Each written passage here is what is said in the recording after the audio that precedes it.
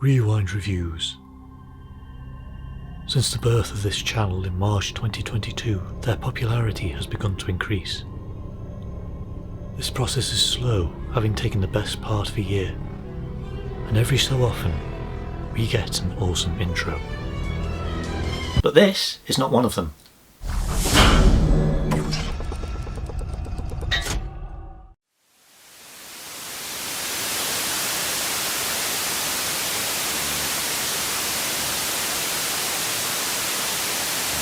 Hello guys, and welcome to the first Rewind review of 2023. There's a lot of things to review this year, so let's get straight into it. For this video we're travelling all the way back to the year 2000 to take a look at a game changer when it came to superhero movies. It's the first instalment of Marvel's longest running movie series, and that is X-Men. Adapted from the Marvel comics of the same name by Tom DeSanto, Bryan Singer and David Hayter, X-Men sees a world where mutants, evolved superpowered humans, exist and are discriminated against by humanity. And in this world, two groups form an inevitable clash. The supremacist Brotherhood led by Magneto and the pacifist X-Men led by Professor Charles Xavier. And when Magneto hatches an evil plan to wipe out humanity for good, the X-Men along with their new recruit Wolverine attempt to stop him. The movie boasts an all-star cast including Hugh Jackman, Patrick Stewart, Ian McKellen, Famke Janssen, James Marsden, Halle Berry, Anna Paquin, Tyler Mane, Ray Park, Rebecca Romaine, Bruce Davison, Shawn Ashmore and many more. Even though Blade, which was released 2 years earlier, was the first good, genuinely good Marvel adaptation that we had ever received, X-Men I feel was a lot more mainstream and I feel like was a lot more accessible to audiences, so for a lot of people this was the first good Marvel adaptation that they ever saw. It's also the first one to actually have the Marvel logo in the intro, and at the age that I was when this movie first came out,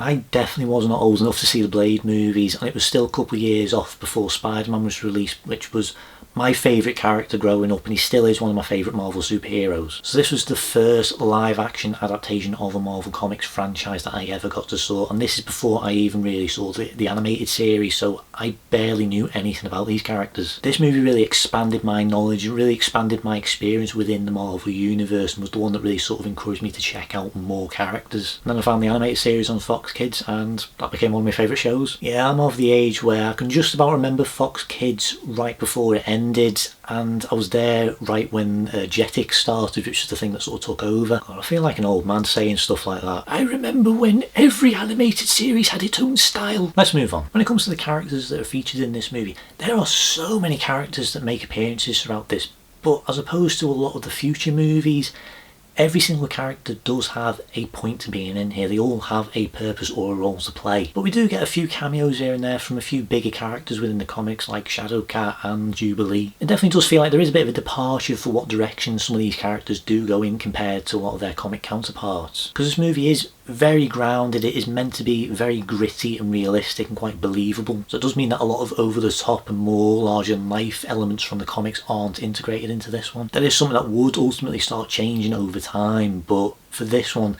it is kept as grounded as possible. But when it comes to the cast for this movie, some of the characters I will say are some of the best casting decisions that Marvel has ever made. And the rest I'm a little bit mixed on. The ones that work easily: Patrick Stewart as Professor X, Ian McKellen as Magneto, and of course the legend that is Hugh Jackman as Wolverine. They absolutely nail these roles. From the looks to the personality to the nuances, they've adapted these characters incredibly well, but they've also been able to make these characters their own and give their own spin on it. Especially Hugh Jackman, because the only stuff that he'd done before this, like as far as I'm aware, this is his first movie. Everything else he did before this was all like musical theatre, so this is a very big departure for him. And he wasn't even the first pick for this role either. Dougray Scott, who ultimately decided to go and do the main villain in Mission Impossible 2, he was originally meant to be Wolverine. As curious as I am to see what it was that he would have done with the role, I just don't think that the character would have had the impact that he did without Hugh Jackman. But then when it comes to a lot of the other characters like Cyclops and Jean and Storm, I feel like the casting for them is fine. I do like each of the actors that they have picked for each of those roles, but I do think that maybe they could have just taken a few differences here and there. I do mostly like Jean overall, played by Famke Janssen, but I do feel like they could have just done just a little bit more with her character. I do like the idea of James Marsden as Cyclops, but I don't think he's as authoritative as he needs to be. Storm's a bit of a tricky one for me because I do like Halle Berry. I think she is a really great actress. She has done some amazing performances over the years, but I really don't know about the direction that they sort of went with with regards to how Storm is in these movies. They have kind of sort of skipped over her backstory because, like, for those who don't know, Storm is meant to be African. So if you are watching all these movies, you might notice that Halle Berry does have a slight accent in this first movie to sort of make it seem like she is African, but they sort of ditch it in the second one. It is definitely an odd decision, and I really wish that they had addressed it a bit more. And then when it comes to a lot of the characters from the Brotherhood, Toad, Sabertooth, Mystique, I think that the casting they've done for each of those characters I think is actually pretty good, and I feel like is a really good adaptation of those characters. I know a lot of people really like Jennifer Lawrence as Mystique, and I feel like, yeah, she definitely did bring a lot more of a human side to Mystique that was previously missing. But at the same time, I do kind of prefer the more sort of like assassin angle that they went for with her in these movies. Toad, played by Ray Park, is a ridiculous character in the comics anyway, but I feel like they have adapted him and translated him quite well into this one. I feel like there is a really good sort of balance of believability and slightly over the topness that is needed for him. The only thing that doesn't make sense to me when it comes to him is the fact that he's able to take out 3 X-Men members on his own. And then when it comes to Sabertooth as well, like, I think that Liev Schreiber, who played him in X-Men Origins, I think he is a really good actor, and I think he is a fine choice to play the role. But when it comes to the physicality of this character, Tyler Mane absolutely embodies that, and I feel like the direction that they went with Sabertooth in this, from the physicality to the way that he looks, his attitude, that to me is what Sabertooth needs to be. One of the other biggest focal points of this movie is Marie, aka Rogue, played by Anna Paquin. It's a similar situation for me as Halle Berry. I feel like she is a great actress. I have seen her play some amazing roles over the years, but I don't know if it's the best translation of this character. Most people, when they think of Rogue, probably think of her how she was in the 90s TV series, and that is definitely the version of her that I do prefer. But when it comes to how she's depicted in these movies, I would have liked that maybe if the sequels had sort of pushed that a bit more and sort of got her to a point where she felt more like that. And I do feel like Anna Paquin could have actually done a really good job with that. But how she is in this movie, how they introduce her, she's kind of like our entry point into this world. She is our eyes into this world. She's a character that we follow up until we meet Wolverine, and then the movie becomes about him, and it's all about her discovering who she is and her powers, and the isolation that separates her from her family leads her to run away. Even though it doesn't feel like the Rogue that most people will be familiar with, it does feel right for this movie and what is required of her. One of the things that I really do appreciate when it comes to the characters in this movie is the motivation that drives a lot of them. Every perspective that they do show in this movie is very believable, and I feel like is quite understandable, and they do take the steps necessary to try and make you understand where everyone's coming from. You do understand where Charles is coming from, you understand where Eric is coming from, because you see the past that he had and all the stuff during the Holocaust in 1944. It is a heavy movie with some very serious topics, but they do address things in a very believable way. And that even extends to all the stuff with Senator Kelly as well, because you do disagree with what it is that he's trying to do, but at the same time you can see where it is that he's coming from. It is definitely something that really does separate the X-Men as characters from many other characters, with not only within the Marvel universe but even DC and a lot of others as well. These are characters who deal with prejudice, they deal with isolation, of being feared and hated and hunted. Some of that will resonate with a lot of readers, and that's one of the biggest draws for X-Men, is how relatable they can be. And the way that this movie handles it is very mature, and I really do appreciate that they were able to address it in the way that they do. But this is still a comic book movie at the end of the day, so it does still have a lot of more campier elements that were in this. There are definitely a few comedic moments to help sort of lighten the mood. Not all of it works, and I feel like sometimes it is a little bit unbalanced, but I feel like overall it does work. It is a very character driven movie, and that does mean that the story can be a little bit simple. I feel like they could have done maybe a little bit more with it. It is a very short movie compared to a lot of newer movies that have come out over the years, but it is just the right length for this movie. I'm actually surprised how much they're able to do in such a short run time, especially with how many characters they need to introduce, how many concepts and ideas they need to talk about. From the opening narration of Charles introducing everything, cutting straight to the sequence in 1944 with Magneto discovering his powers, jumping into the not too distant future with Rogue discovering her powers, cutting to the Senator's meeting with Jean Grey explaining all about mutation. It jumps straight into it, and it can be a little bit confusing if you aren't familiar with these characters. Like, as I say, like, I wasn't I didn't know who these characters were when I first watched this movie, so I did find it a bit confusing at first. But the more you watch, the more you start to understand how this world works and what's been going on all this time. It does feel like this is an already established world and we're just kind of like jumping in during this particular event. So at times it can feel like this is kind of like a culmination movie and you just haven't had the chance to watch whatever came before it, especially when it comes to Wolverine, because his character is the central character of this movie, and yet we don't know that much about him. We get ideas, we get glimpses about who he is and where he comes from, and over the course of the movie that is slowly revealed. That could have been interesting enough on its own, but because it needs to take place within this huge ensemble movie, it's kind of relegated to a side story. Even though he is the central character, the main story is all the stuff with Magneto and all the stuff that goes on Liberty Island. But it does build up a really good mystery, and I do like that that does get paid off in the second one. In fact, there's a lot of stuff that really gets paid off in the second one. This movie lays the foundations for what the X-Men franchise ultimately does become, because not only do we get introduced to a few characters who will ultimately play a larger role in future movies, we also get a few breadcrumbs of information that sow the seeds for what ultimately will turn into the Dark Phoenix story. It is really subtle and you won't pick up on it the first time, but with repeat viewings you will notice it a lot more and you will understand the direction that they were always planning on going, which definitely makes a change considering how disconnected a lot of these films are. Continuity, the greatest enemy of the X-Men. But as I said before, even that is a bit of a departure from a lot of what happens in the comics. These movies really do try and make it as much of a point as possible of being grounded and realistic, and that does extend to a lot of the looks of these characters, especially when it comes to a lot of the makeup and like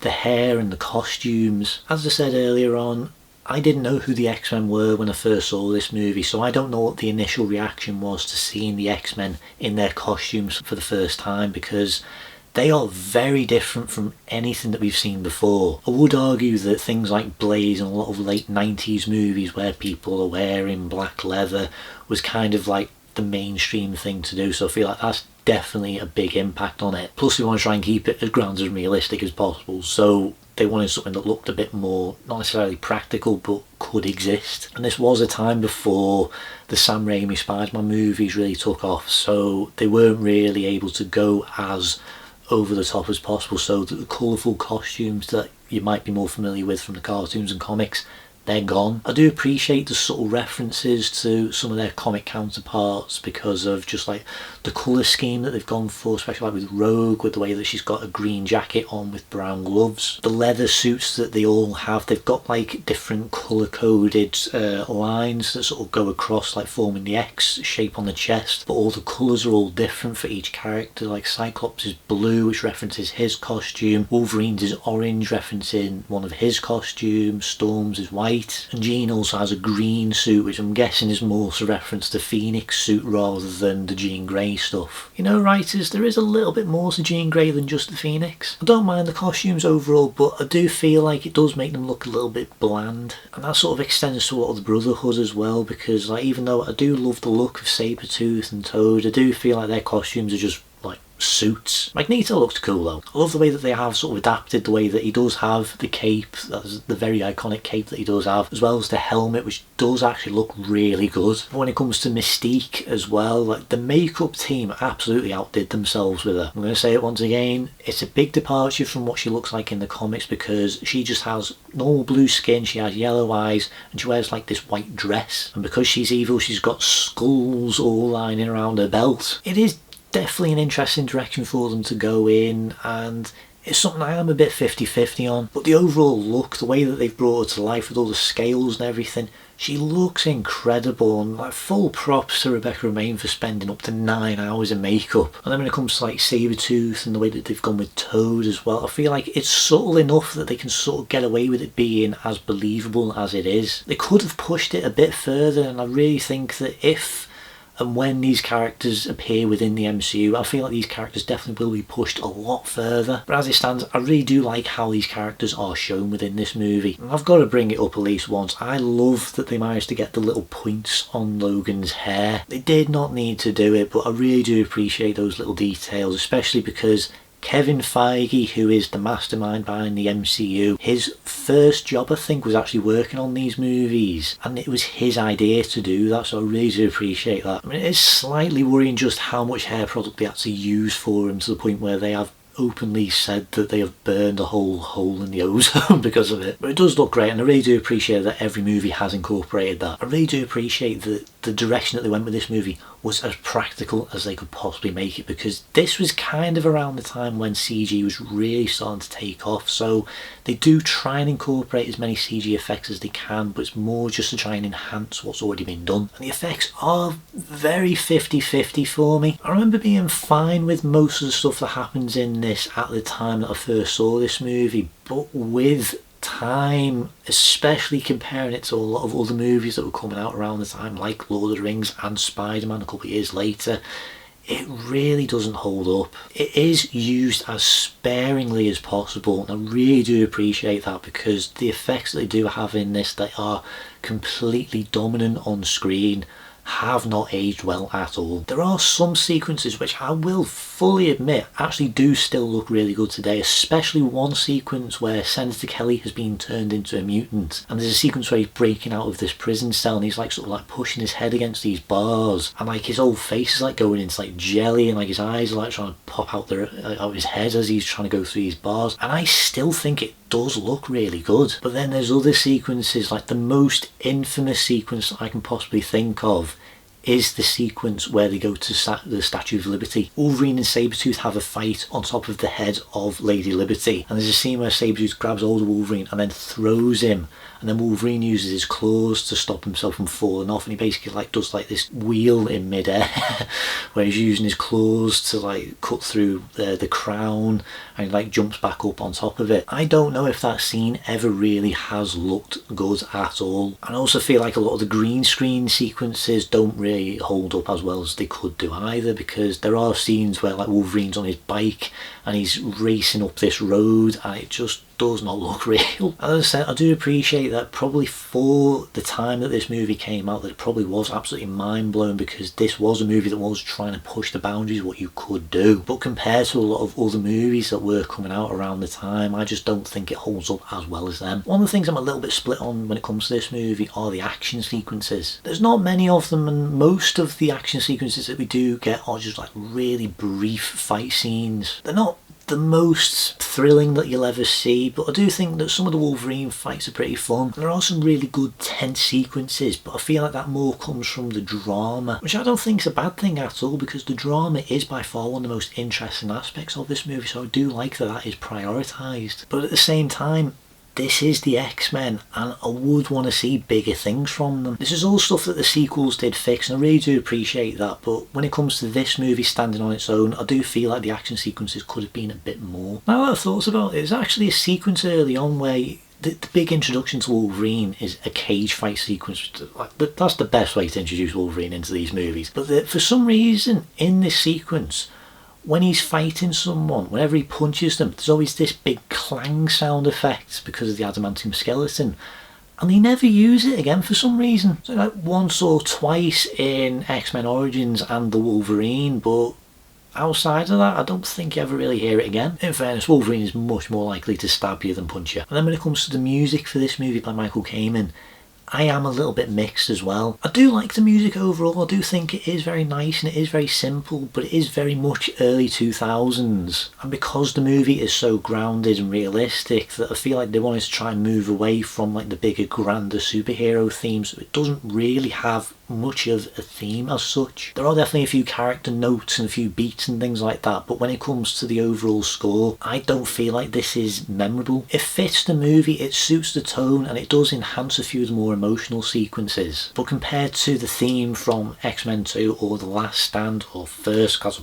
basically any of the other films, I just don't feel like it really holds up as well. I don't think it's as memorable as any of them. And one thing that I've always thought over the years, which is a random thought here, is because I'm familiar with this movie based on the DVD, the Blu-ray and things like that. I'm talking about this one. I always go through the main menu to play these movies, and there's a section of music on the main menu that isn't even in the movie, and I really don't know where it comes from. Because like, this is back when you could have like interactive menus and like the 20th century logos, or like this holographic X-ray modes, and like you get sucked into the X, and there's like all this theme just starts blazing up in the background, and this really cool theme starts playing, and it's not in the movie, and I don't understand why, because it's actually quite a good theme. Ramble over. But yeah, when it comes to the music overall, I do think it is nice. I do think it does fit this movie, but it's just not memorable. Overall, I think this is a pretty solid start to the franchise. It lays down the groundwork for what ultimately will happen in the sequels, and it does all the legwork to make sure you understand